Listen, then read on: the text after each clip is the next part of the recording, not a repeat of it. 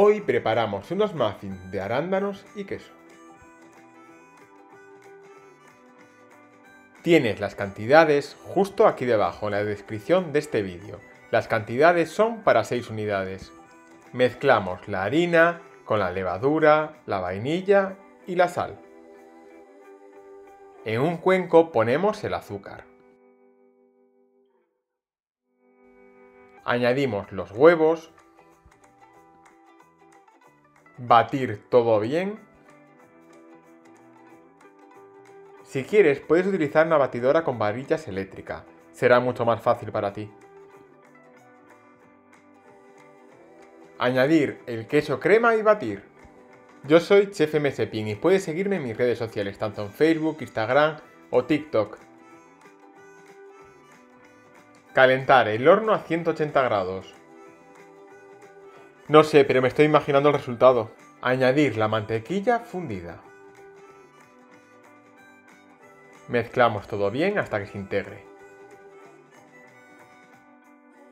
Añadir la mezcla de los ingredientes secos. De esta manera no os quedarán grumos.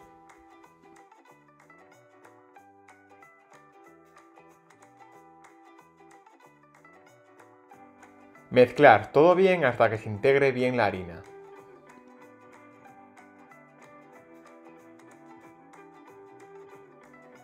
Recuerda suscribirte a mi canal y activar las notificaciones. De esta forma verás vídeos antes que nadie.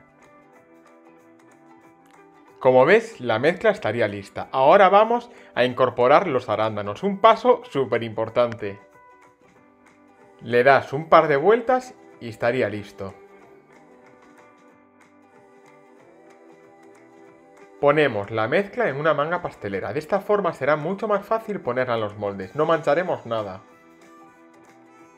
Como molde yo utilizo una flanera con papel de horno.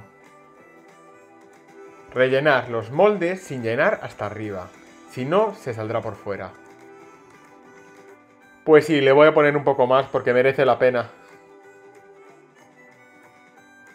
Pues ya estaría listo para llevar al horno. Los tendremos en el horno 20 minutos a 180 grados. Una vez listos los quitamos y los dejamos enfriar. Pero qué pinta, mira el resultado, ha merecido la pena llegar hasta aquí, ¿a que sí? Espero que te haya gustado. Si te ha gustado esta receta no olvides suscribirte a mi canal de YouTube y dar un like.